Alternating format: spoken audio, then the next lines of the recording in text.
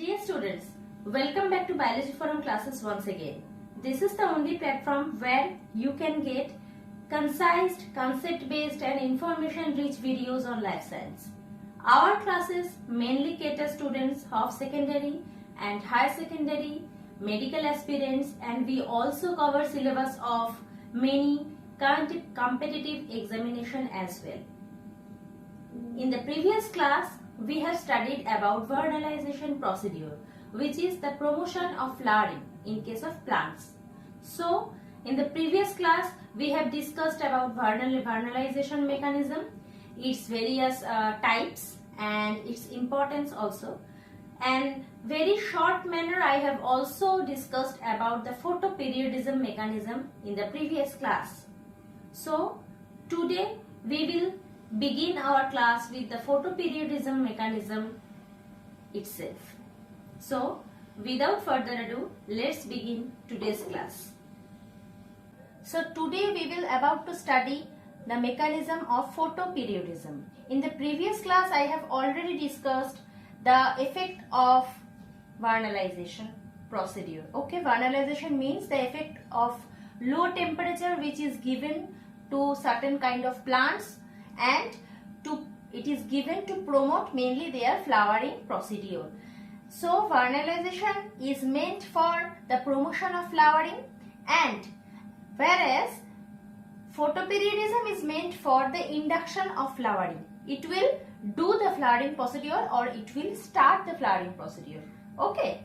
So photoperiodism, mainly to define the photoperiodism mechanism, we can say this in such a manner that a particular wavelength of light or in a particular duration is needed for the induction of flowering in case of plants. Okay. So at first we will start with the discovery. Which part? We will start with the discovery of photoperiodism mechanism, how it was discovered or how scientists have understood that a certain wavelength or a certain type of sunlight or a certain duration of sunlight, exposure of sunlight is very much needed for flower induction mechanism. Okay, so scientists Allard and Garner first discovered about this total procedure. They have experimented or they have seen that in case of Maryland mammoth tobacco plant, okay, they have seen that a particular duration of light, upon giving very long duration or long day light, the plant won't flower.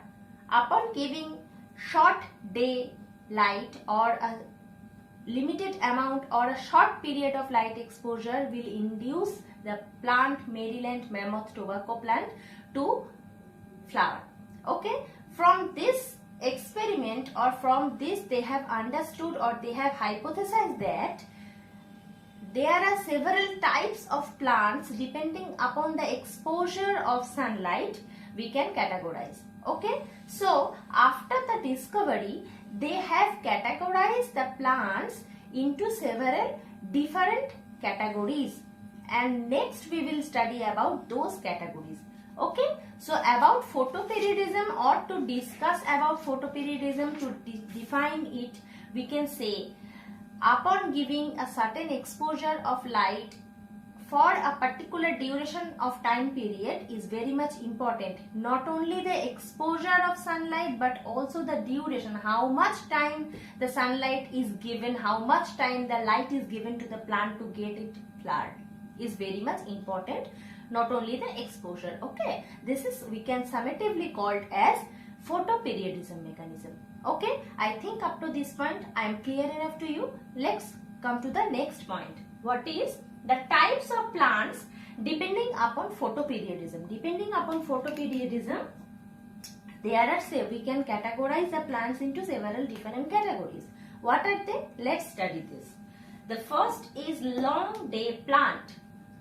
Long day plant. The plants which need long duration of light, sunlight to get flowered, to induce its flowering. Okay, this plants, we can summatively call it as long day plants. Next is short day plants. These are such category of plants which do not need so much duration of sunlight. A short duration of sunlight is very much sufficient for them to flower. Okay. Next are day neutral plants. Okay, day neutral plants. These category of plants are those plants which do not need long or short day or short duration of sunlight. After completing its vegetative growth, which we will study just some time before after completion of its vegetative growth, the plant will flower, whether it is sunny, whether it is cloudy, whether it is day, whether it is night, doesn't matter at all for day neutral plants. After completion of its vegetative growth, it will start flowering. There is no such boundness, or there is no such compulsion of getting sunlight, either long day or either short day, nothing. Okay, these are we can term as day neutral plants. After this, SLDP, short long day plant. Okay, for its flowering, in such kind of, in the first, second and third category we have discussed, the fourth category is short long day plant. In such category of plant, at first we have to give a short duration of sunlight, and after that a long duration of sunlight is given to get it flowered. At first we will give a short period of sunlight, and after that a long period of sunlight will be given to the plants to get it flowered. Okay. The fifth category is long short day. It is just the opposite of the previous one. At first we have to provide a long period of sunlight to the plants and followed by a short duration of sunlight. Long duration of sunlight followed by short duration of sunlight. Then only the plants of the fifth category will flower properly. Okay. So according to the photoperiodism, we can differentiate plants into these, mainly these five. There are other several category also, but these are the most important ones. Okay. The first one is long day plant. The second one is short day plant. The third one is day neutral plants. No darkness or no sunny cloudiness, nothing important or nothing factor in case of day neutral plants. After completion of its vegetative growth, it will subsequently flower. Okay. The fourth one is short long day plant. Short period of sunlight followed by long period of sunlight, and then the plant will flower. And the last one is long short day plant.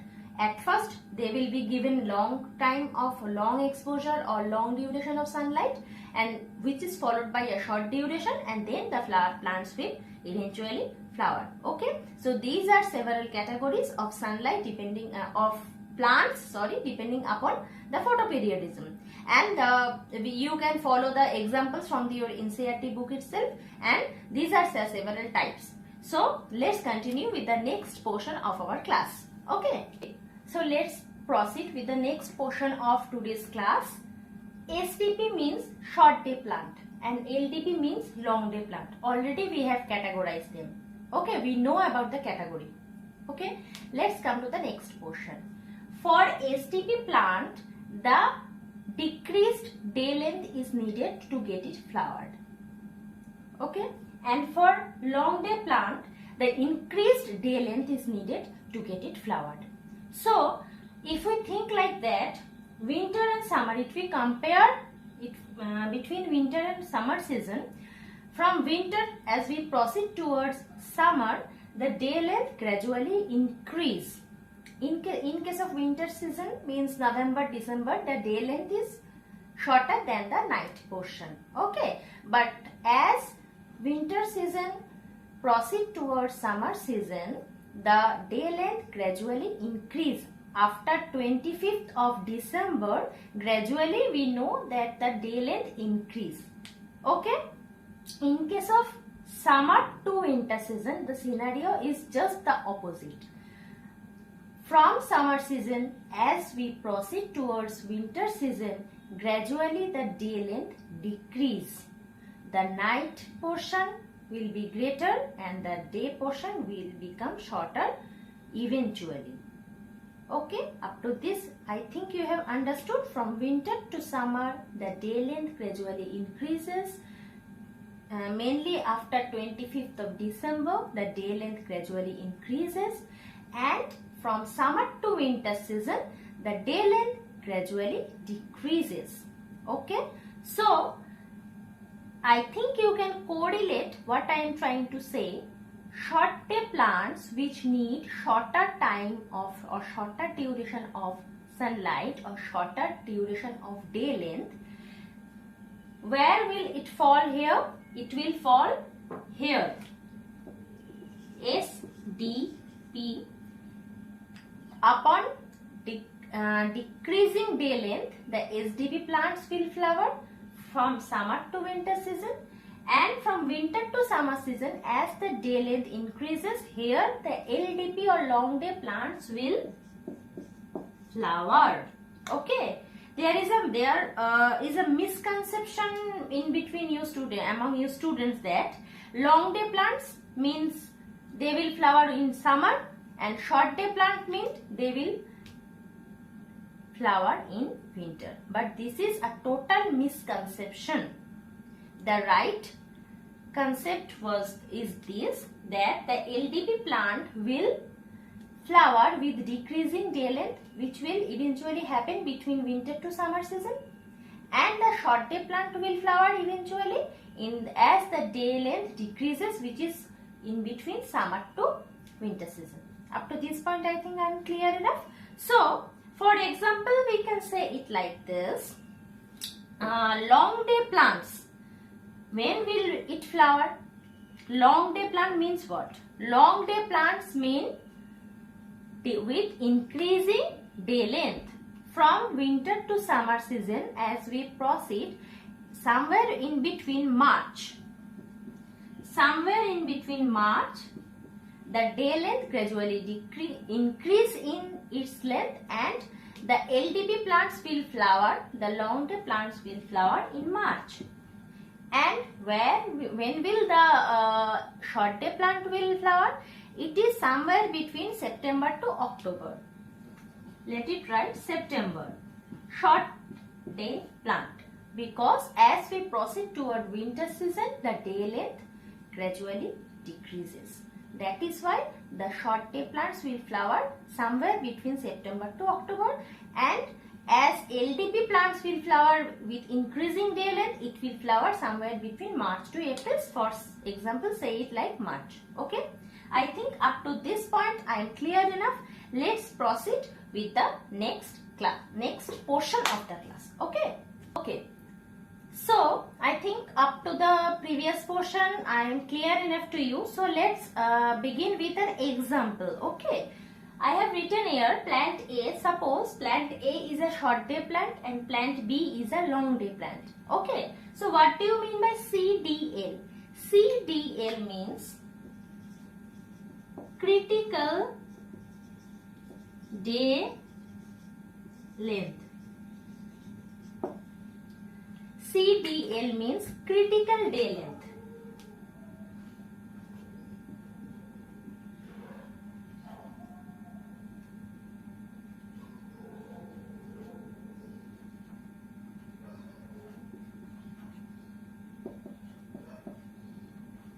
Critical day length is that portion or that duration of time of sunlight which is the measuring element for SDP or LDP plants. For example, as I have written here, for SDP plants CDL is 11 hours. Suppose it is not a bookish information or something. Suppose, just assume that SDP, in case of SDP plants, critical day length is 11 hours. And in case of LDP plants, critical day length is 10 hours. So, we can say it like that. In case of short day plant, shorter day length from the critical day length is needed for flowering. For say, as in case of SDP plant, 11 hour is a critical day length. So below 11 hour is the time for it to flower. Less than 11 hour or shorter than 11 hour time is needed for SDP plants to get it flower. Like 10 hours, 9 hours, 8 hours, 2 hours, 3 hours, anything below the critical day length, which is 11 hours in case of short day plant. And in case of LDP or long day plants, as the critical day length is 10 hours here. So greater than 10 hour time is needed for LDP plants to get it flower. Like 11 hour, 12 hours, 13 hours, 14 hours. Okay. So critical day length is a measuring element, is a demarcation line. Critical day length is a demarcation line for SDP or LDP plants, that in case of SDP plants, below the line time, below the critical day length time is needed for flowering, and in case of long day plants, above the critical day length time is needed for flowering. Okay, I think up to this I am clear enough. Critical day length is a measuring measuring unit. You can say it is a measuring unit or measuring limit, that below the limit time is needed for short day plant and above the limit time is needed for long day plant. Okay, it is a measuring limit or measuring unit. You can say it like this. Okay. So if I give you students such a scenario that the critical day length in case of SDP plant is 12 hours and the critical day length in case of LDP plants is also 12 hours, then what will be the scenario? Will both the plants flower at the same point of time or different?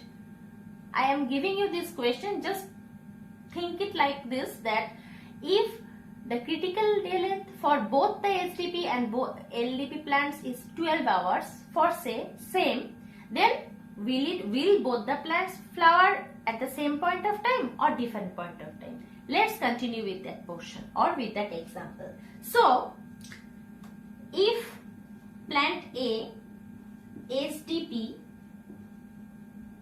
12 hours is the critical day length.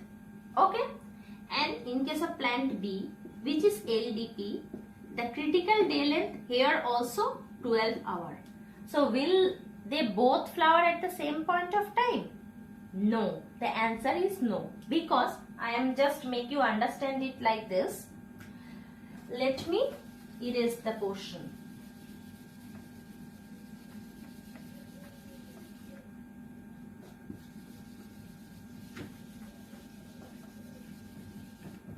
So as I have discussed earlier, this is this is the winter season and summer season.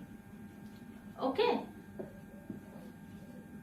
From summer to winter, what is the scenario? From summer to winter, the day length gradually decreases. For example, if it is 12 hours, which is the critical day length in case of SDP plants. Okay, so SDP plants will flower below the critical day length level. So it can flower at 11 hours, 10, 9, 8, 7 like this.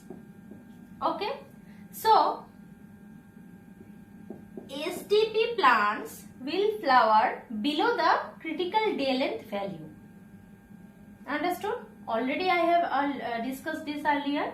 So if this is 12 hours day, if here the day length is 12 hours, then the SDP plants will flower below the 12 hour level, like 11 hour, 10 hour, 9, 8, 7 and so on. Okay. But there is a second scenario, LDP. LDP's critical day length is also 12 hours. But LDP, when will it flower? It will flower with the increasing daytime, increasing day length. For example, we also know that when winter approaches summer, the day length gradually increases after especially 25th of December. We have already discussed this.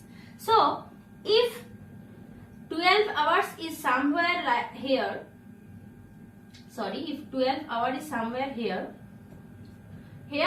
in case of LDP plants, the day length, critical day length is 12 hours.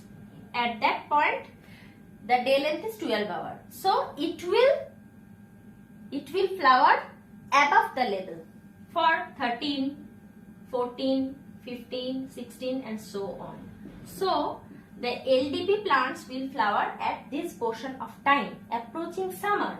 But the ASTP, when will it flower? It will flower approaching winter. So if the critical day length value is same for LDP and STP, both the plants, they will not flower at the same point of time in a year. It will flower at different point of time, because for STP decreasing day length is important and for LDP increasing day length is important. So if whenever even if the critical day length value is same for both the plants, it will not flower at the same point of time in a given year or any given season. It will flower in its respective time, which is the timeline for STP and LDP both. It will not flower at the same point of time. Okay, I think up to this you have already understood the total portion which I am trying to deliver you. Okay, so for example, we can say rice is an example of STP, short day plant. Rice, it will flower somewhere between September to October, when the day length decrease, as it is a short day plant. Okay, as it is a short day plant. And wheat is an example of long day plant. So it will flower somewhere between March to April, as when the day length increase.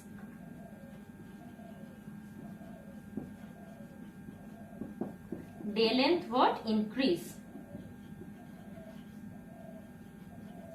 I think up to this point I am clear enough that rice is an example of short day plant and it will flower somewhere between September to October, when the day length gradually decreases. It is approaching winter season. And wheat is an example of long day plant which will flower eventually between March to April, when the summer will approach. Summer is approaching, our environment will approach summer and the day length gradually increases. Okay, up to this point I think I am clear enough to you. So let's proceed with the next portion of today's topic. So as I have mentioned earlier that not only the exposure of sunlight or duration of sunlight is very important for flowering, but darkness is also very important for flower induction. Let's describe this with an example. Okay, STP plants, small day plants, we can also term it or also call it as long night plants. Why? Because if the critical day length in case of short day plant is 11 hours, and if we subtract the critical day length from the total day length, which is generally 24 hours a day, then we get 24 minus 11, 13 hours. For short day plants, greater than 13 hours of darkness time is very much needed for flowering. Not only 13 but greater than 13-hour time is very important for short day plants or long night plants to get flowering. Okay, the similar scenario in case of long day plants. Long day plants we also call it as short night plants. Short night plants. If the critical day length of long day plants is 14 hours for example, and if we subtract this from the total day length which is 24 hours, then we get 10 hours. 24 minus 14 is 10 hours.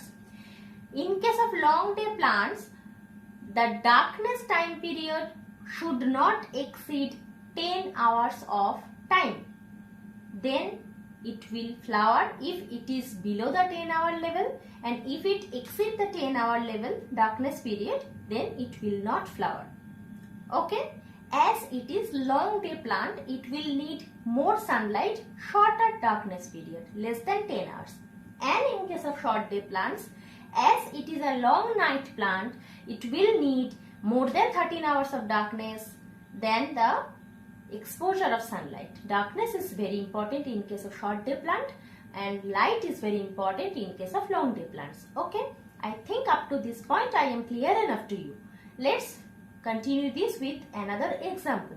Okay, so from our previous study, let's summarize this by these 3 examples, just focusing on the darkness period of time. Okay, in case of first scenario, the darkness time is 16 hours and lightness or light time exposure time is 8 hours. So which plant will flower in that particular first case? As in case of STP plant, 13 hours, more than 13 hours time of darkness is needed for getting it flower. So here darkness is 16 hours, that is why STP plants will definitely flower in case of the first scene. But why don't the LDP flower? Because in case of LDP, the darkness time should not exceed 10 hours and here it is 16 hours, and that is why in case of the first one, LDP will not flower, only the STP will flower. Okay. In case of the second scenario, the light exposure time and the darkness is equal, 12 hours and 12 hours. And in that particular scenario, not the STP and not the LDP, both won't flower. Why? Because the darkness period is, in case of LDP, should not exceed 10 hours. Here it is exceeding, it is 12 hours. And in case of short day plant, it will greater than 13 hours, but it is less than 13 hours here, 12 hours. That is why both LDP and SDP will not flower in case of the second one. In case of the third example, the time of light period is 15 hours and the darkness period is 9 hours. For the LDP plants to get flower, the darkness time should not exceed 10 hours. It should be below 10 hours, and here the darkness period is 9 hours. So it is very much favorable for the LDP plants to get flower, and that is why LDP will definitely flower here. But the SDP won't, because for flowering the SDP plant will need greater than 13 hours of darkness. But here it is only 9 hours. That is why in the third case only the long day plants will flower, not the SDP or short day plant. I think with this example, these 3 examples, that example or the concept of darkness, the necessity of darkness is very much clear to you. Let's proceed with the next portion of today's class, which is the mechanism of flowering. Okay, so let's begin with the next portion.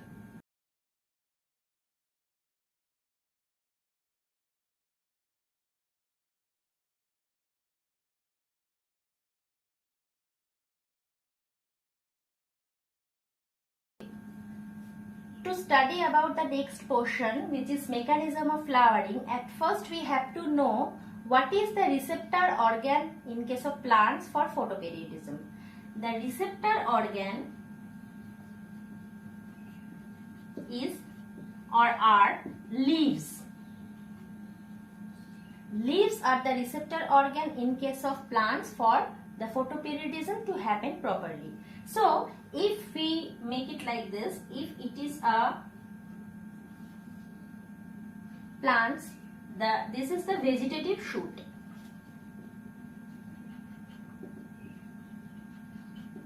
Okay, this is the vegetative shoot, and from this it will converted into the reproductive shoot. And from this it will convert into floral bud. For this total procedure to happen, the main responsible portion is phytochrome. Okay, the leaves, here in the leaves phytochrome is present. By the phytochrome, it will trap the sunlight and it will promote the production of another hypothetical hormone, which already we have discussed. The name of the hypothetical hormone is what? Florigen.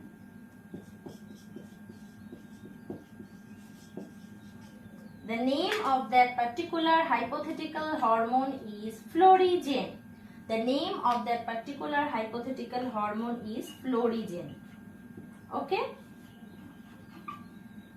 The phytochrome present inside the leaves of the plant will trap the sunlight and it will promote the production of florigen, which is a hypothetical hormone. The production mechanism of that hormone is still unknown. It is still going under process. It is still under experiment and under investigation. But the function we already know that florigen will promote the vegetative shoot to convert into the floral bud. From vegetative shoot to the floral bud conversion and further production of flower is mainly done by the hormone florigen. Florigen hormone production induction is by phytochrome, which is present in the leaves. Okay, so the receptor organ for photoperiodism to happen are mainly leaves of plants, and in case of short day plants, I am giving you an additional information that in case of certain short day plants, only one leaf is enough for the total procedure of photoperiodism to happen. Only one mature leaf is enough to for happening of the photoperiodism mechanism. Okay, so phytochrome is present in the mature leaf, and the phytochrome will induce the production of florigen hormone, and eventually the florigen hormone travels through the various parts of the plant and travels to the shoot apex. It will convert the vegetative shoot into floral bud, and eventually which promote flowering mechanism or flowering. Okay, I think up to this point I make you understand well about the total procedure. Okay, so here let's discuss something about phytochrome. Okay, so let's continue about something discussion on phytochrome. So phytochrome, as I have written here already, is a type of chromoprotein. Two forms are there, PFR and PR. We will discuss what is PR and PFR with the proceeding class. Okay, so at first scientists Borthwick and Parker in the year 1950 isolated a form of receptor present in the leaves which meant for photoperiodism to happen. Okay, and later on scientist Butler et al. Means there are several scientists, not only the Butler, there are 3 to 4 more scientists. A group of scientists named the receptor present on the leaves as phytochrome. So in the year 1950, Borthwick and Parker isolated a form of receptor present in the leaf which is definitely specially meant for the photoperiodism to happen, and later on Butler et al. Named that receptor as phytochrome.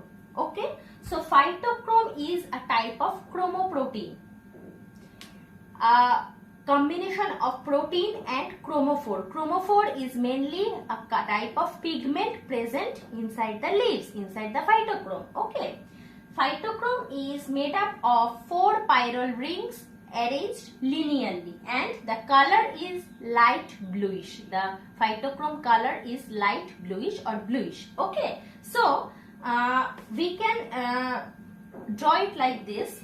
If this is a structure of a phytochrome, this is a dimer.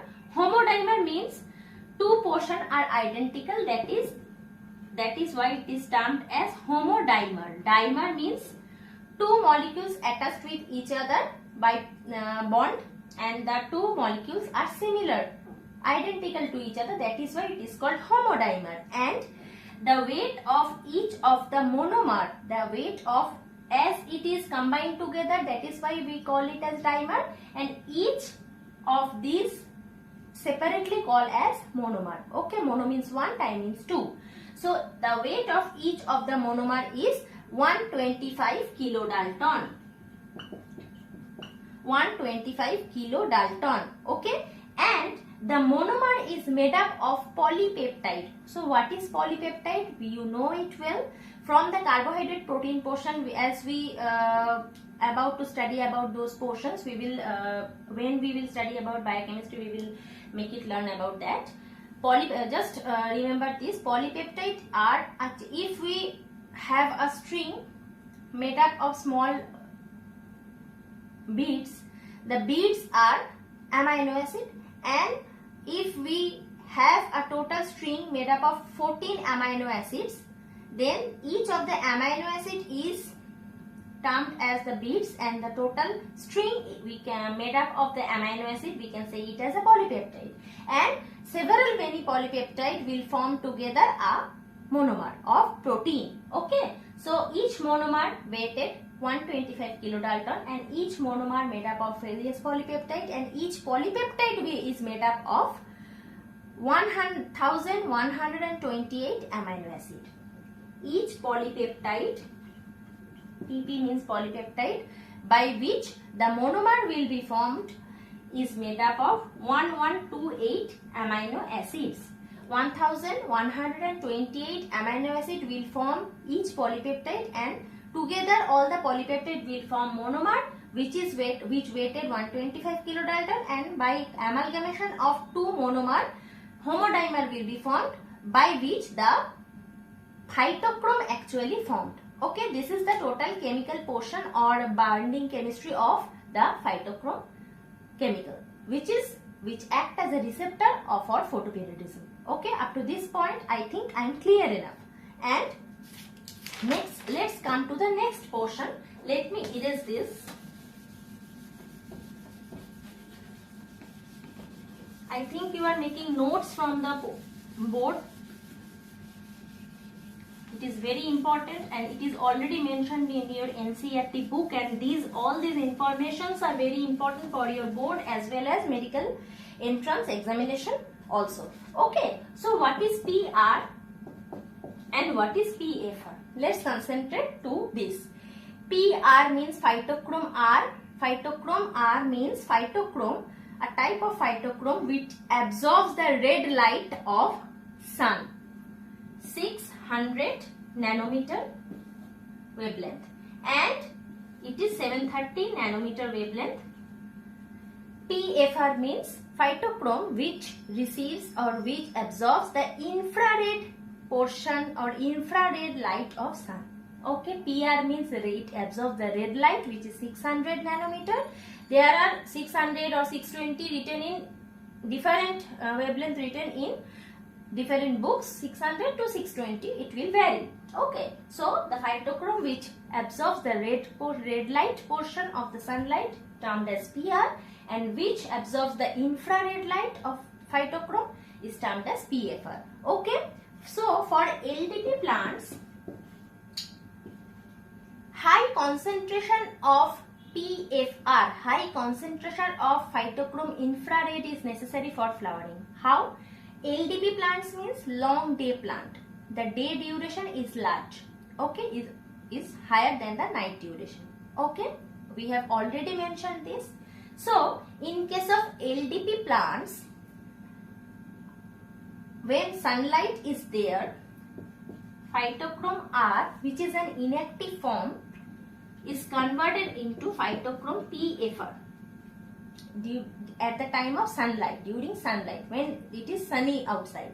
So, when it is sunny outside, in case of LDP or long day plants, PR, which is an inactive form of phytochrome which absorbs the red portion of light of the spectrum, convert into the infrared portion, and there the concentration of PFR is high, and this point of time LDP plants will flower. When there is high concentration of phytochrome infrared in the medium, LDP plants will flower. Just the opposite scenario in case of SDP. In case of SDP, PFR, phytochrome which absorbs the infrared of spectrum of light, convert into inactive form which is PR, which absorbs the red portion of light, and high concentration of PR make the SDP plants to flower.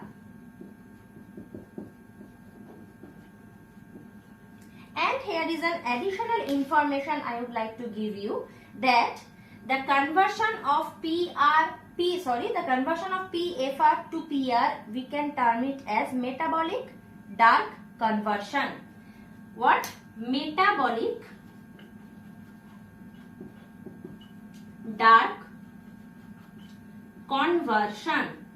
The conversion from PFR to PR we can say as metabolic dark conversion. Why?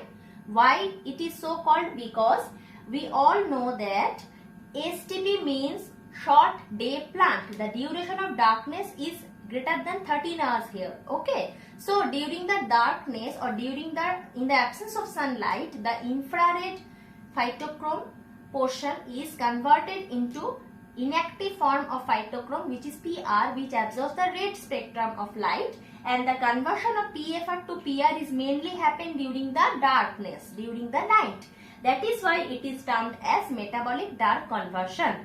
And whenever the concentration of PR is higher in the medium, the SDP plants will flower. I think up to this point I am clear enough to you. In case of LDP, the conversion happen in between PR to PFR. The high concentration of PFR will make the LDP plants to flower, and in case of SDP plant, the metabolic dark conversion will occur, and the conversion will happen between PFR to PR, and whenever the PR concentration is higher in the medium, the SDP plants or short day plant or long night plant, whatever you can say, is will flower eventually. I think up to this point I am clear enough to you, and you have totally understood the total mechanism of photoperiodism, the role of phytochrome, the mechanism of phytochrome, PFR, what is the difference between PR, PFR, etc. Okay, I think there will be no question further. If there is any question from your side, you can comment down below, and you can mail me in my email ID.